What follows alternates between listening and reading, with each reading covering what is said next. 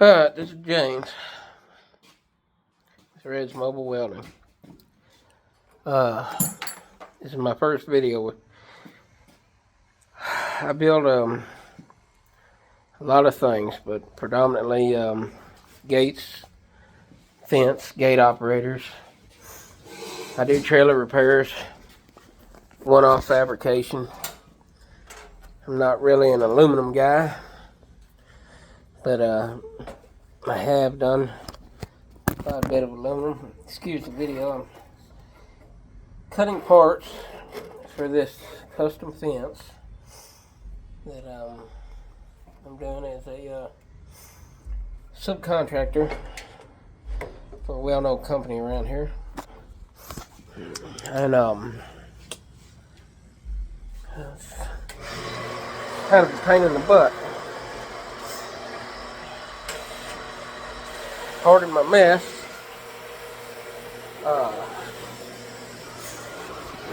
There you go. That's what we're building.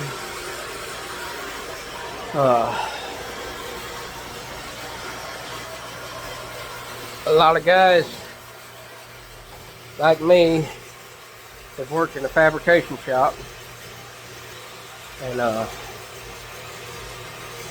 you top out, and with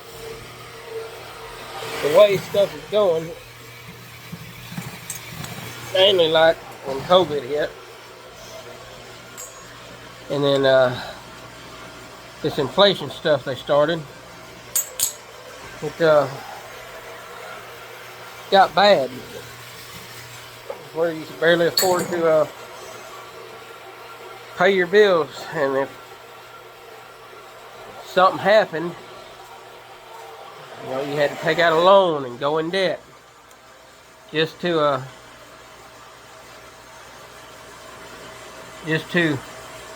feed your family, keep a roof over your head. And I worked for the company, several different companies, punching the clock. You save your money and you buy tools. Some of these companies make you have your own tools for certain stuff, like speed squares, levels, drills, impacts.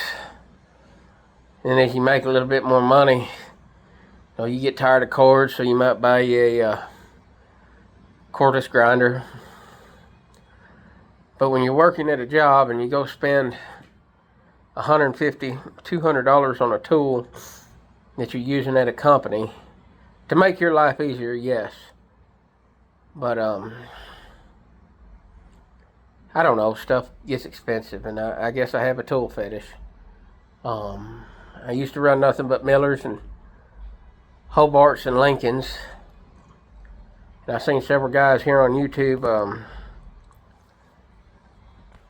using these off-brand machines. And a guy that I follow from Welding Tips and Tricks, yeah, I guess he got in cahoots with Prime Weld, and man, I bought their 180. And after about 6 months, I got rid of my Hobart, and my Miller sat on a shelf. And heck, if you're in a shop, especially a home shop, with funds are tight and you're working a normal job and you're doing stuff on the weekends or in the evenings to make extra money, man, Prime Weld is just wow. Now I got their 285. Pardon my mess. I know. I tell, when you get into this, whatever area you're in, you're gonna get in good with a welding supply. You can survive off going to Northern Tool and Harbor Freight and stuff, but you'll eventually start going to the welding supply, and you'll meet people just like you. And if you're blessed like me, who has a lot of work, you learn to build relationships, and I always forward stuff I can't get to little guys like me.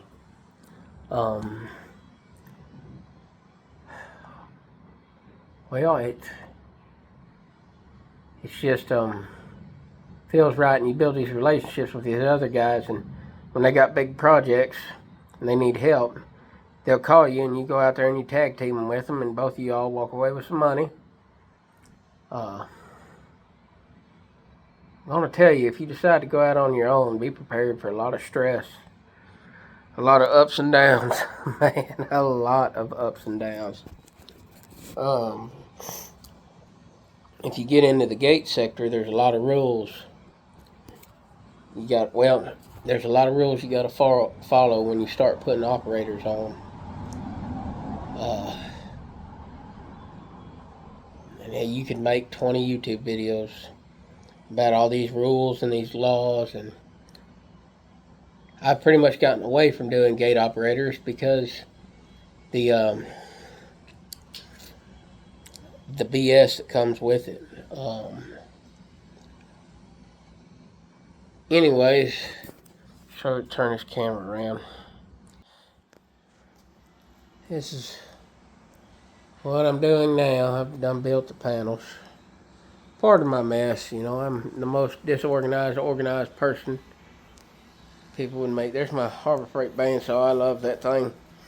Junk man come and brung it to me. It was missing one bolt and the belt was broke. I'd love to have a big jet bandsaw or an Ellis, but this works for me. And that cold cut, low RPM saw with that Diablo blade, I cannot speak highly of it. I go through about 2, maybe 3 blades a year, and I cut a lot of material with them. There's my mag drill. It's probably older than me. Takes a 3/4 bit, but it's a bad sucker. And cordless bandsaws,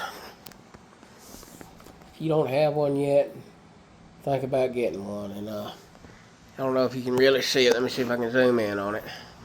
There's an Evolution skill saw up there. You can get them off Amazon pretty cheap. And it's a great tool to have in your arsenal. And if you go to doing this full time, you're gonna have to have a rig truck.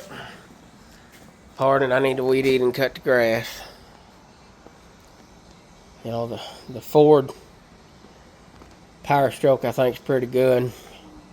I've had good luck with Lincoln Rangers as well as Bobcats. I got a little ESAB engine drive too that's a pretty solid machine. And core drill.